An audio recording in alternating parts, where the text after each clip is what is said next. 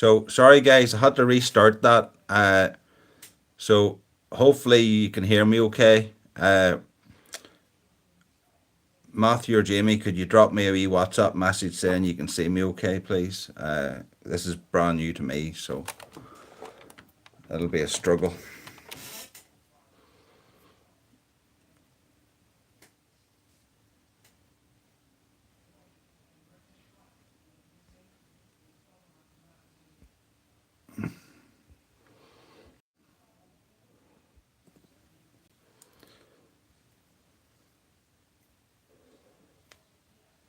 Well, I'm going to record this anyway. I can send it to them later. So the fly we're going to tie tonight here has got a hackle done a particular way, and it comes out of a very old book that I have. I think it's bonkers old, but sometimes these old books are better. So the fly we're going to tie here is a very traditional fly, but as usual, most of my flies have got a wee bit extra in them. So in here, this is Glow Bright number 9, and what we're going to do is we're going to do a wee butt, and sometimes whenever you do floss, you'll varnish it or glue it to prevent the floss sliding down the hook shank. So the traditional way of doing this was that you come back to this point and then you lifted the butt end out over and then secured that in. So that meant back in the day, whenever there was no UV resins or varnish or anything like that there, that's what people did. They put in the butts coming out over the top, and that prevented the floss sliding down the hook shank. So that's one little tip that you can try. But of course, this is 2025, and I am going to zap it with the UV stuff now. Any varnish or any UV resin always dulls down the fluorescence. So I deliberately only put half of it on, and you'll see there that I only coated one side, so you'll see this side of the fly is brighter than this side. So that's just a word of warning. Whenever you're trying to get the most bling out of your fluorescent stuffs, any varnish or whatever does dull them down.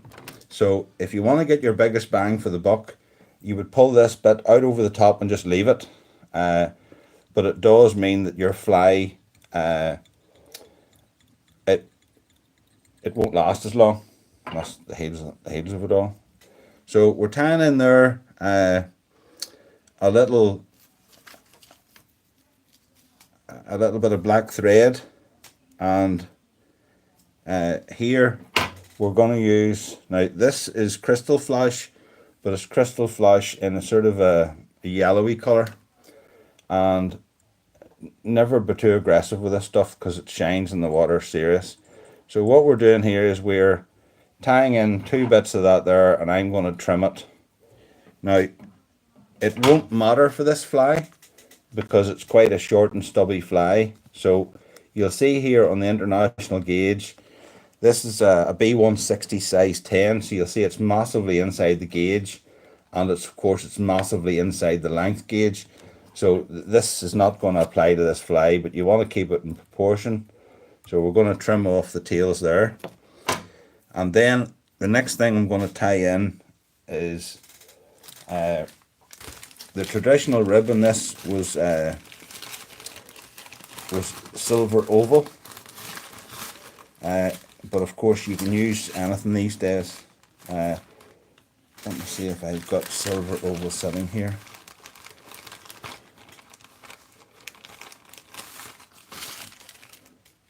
Let me see if I can find something a bit different for a change. I'm just showing you some of the things that we can use differently. So this here is it's what they call it's a ribbing material, mostly for perdigons and those things, but it's a plastic rib, I'm just going to look at the packet here once I get this tied in. So there's different brands of it. There's Troutline UV ribbon fibers. There's also one there from Sabaya called Strong Quill. To me they're pretty much identical. So once we've that in, I'm just going to have to look. I'll just show you the packet here. So that's that Sabaya Strong Quill. I use this quite a bit because it's really quite durable. The only thing I don't have on my desk is black dubbing, which I'll grab.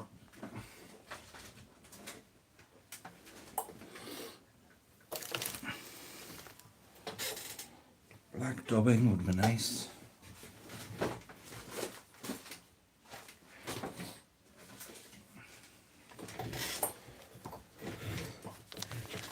So any black dubbing would be fine.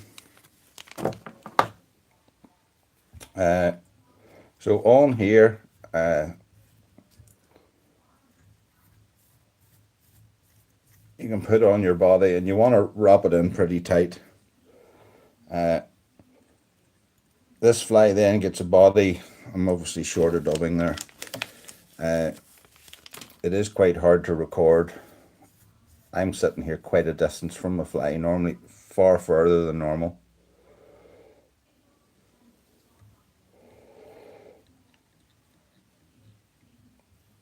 So I always give myself plenty of space at the front. So in here, I'm tying in a black cock hackle. So this is the thing that Jamie was asking about particular. So I'm taking off the distance that I want for this hackle, and you'll see that this hackle, it has quite a stalk on it. So the issue here is that as you're tying this going forward, the stalk is adding bulk to the eye. So with this fly, I want to finish quite close to the eye with a small head. So I'm doing it what I call dry fly style. It's in this very old book. So I'm doing a crisscross here, and like that's the hackle secured, but it said to come back here, and you're now tying the remainder of the stalk in going back, and it's so strong. This is like a very strong hackle, and I've just tweaked it off there, and it come off no problem. So now I'm going to put in, this is like a wee bumblebee fly, so I'm putting 3 turns at the front, coming this side of my thread, and then I'm going down the body,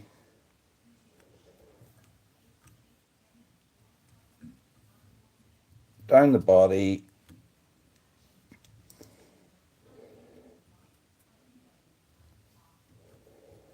then here we're going to take the rib which was tied on the far side of the hook and come up round here, and I'm going to rib this fly 3 else 4 times to get to the front, and then I'm going to come up, and as Davy McPhail would say, 90-degree bend,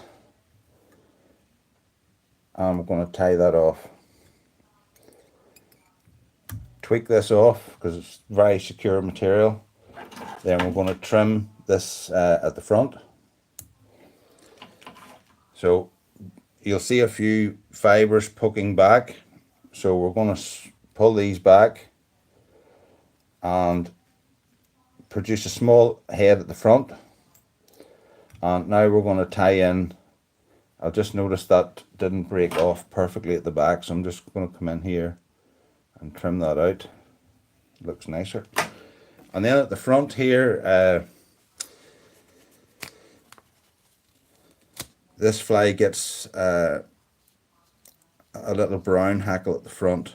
I like to use one, probably more furnace than Greenwell's, but this is the colour I like to use for it, because it's got a wee bit of black in it as well. It doesn't go completely brown.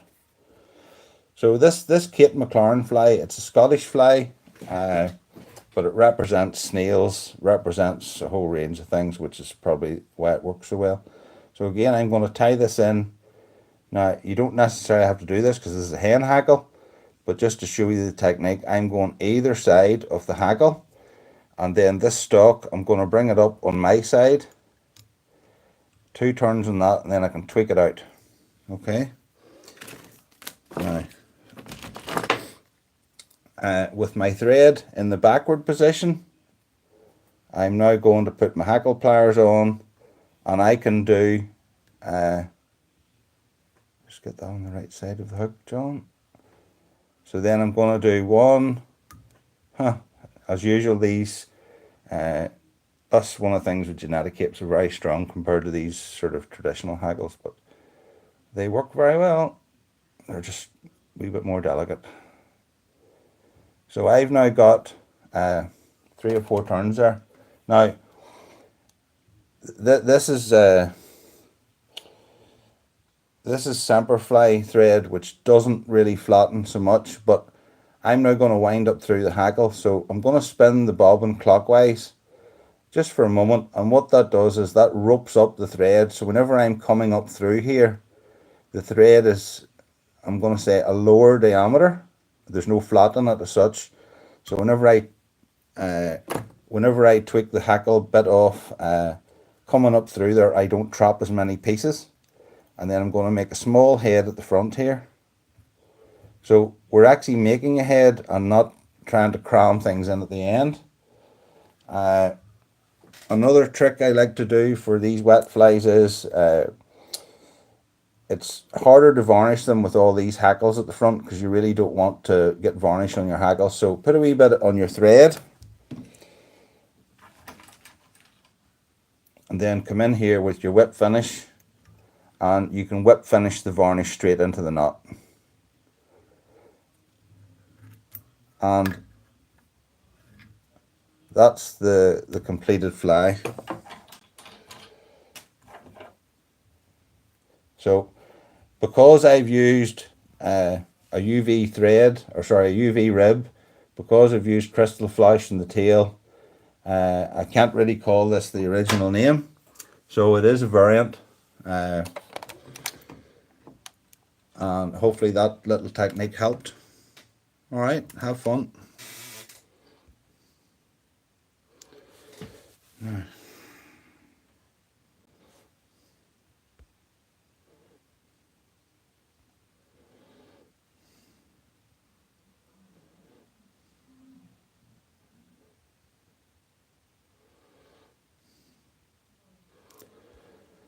How do you stop it?